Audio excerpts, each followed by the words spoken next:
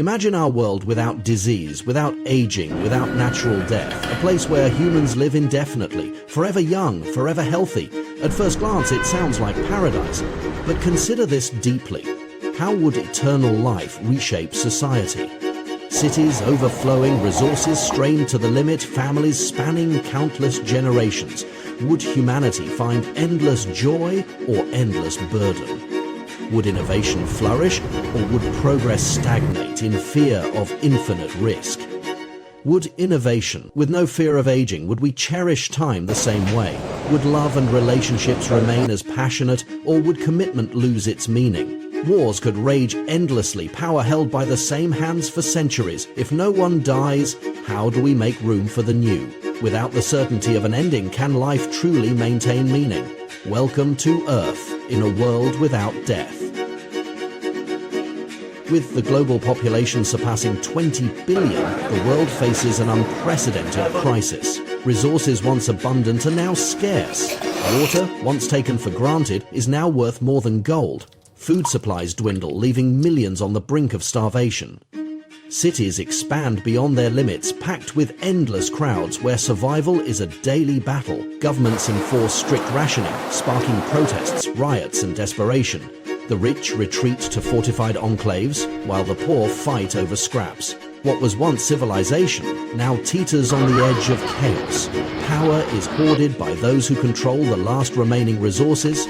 Black markets thrive and violence becomes the new currency.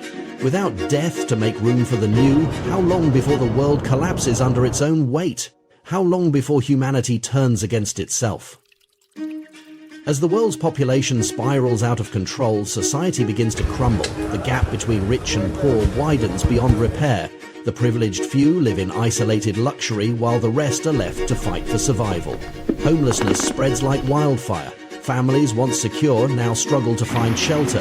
The streets overflow with those forgotten by a system that can no longer sustain them. Governments, overwhelmed and powerless, impose desperate measures, curfews, restrictions, control. But it's not enough. The economy collapses under the weight of endless consumption.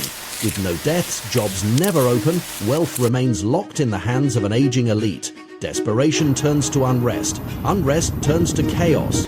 When there's no end, how does civilization survive? The planet is reaching its breaking point.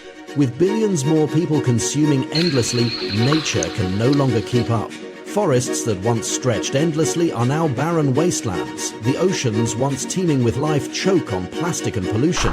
Entire species vanish, driven to extinction by relentless human expansion.